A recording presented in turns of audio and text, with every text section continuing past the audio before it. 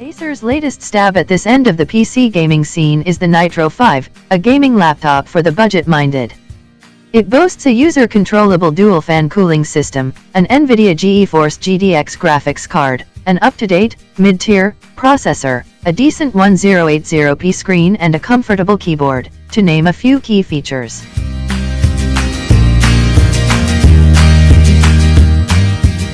Acer's latest stab at this end of the PC gaming scene is the Nitro 5, a gaming laptop for the budget-minded.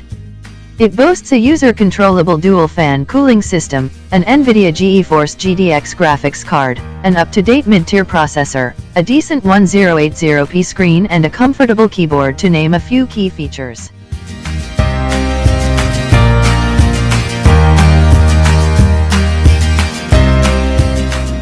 Acer's latest stab at this end of the PC gaming scene is the Nitro 5, a gaming laptop for the budget-minded. It boasts a user-controllable dual-fan cooling system, an NVIDIA GeForce GTX graphics card, an up-to-date mid-tier processor, a decent 1080p screen and a comfortable keyboard to name a few key features.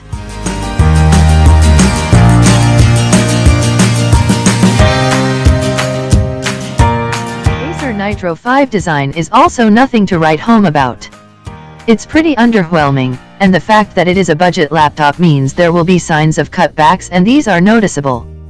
The screen lid, for example, is made of cheap plastic.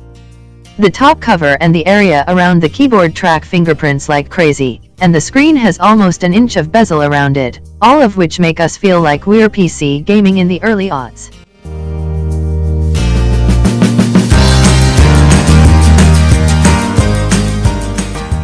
Here's where we found a major complaint.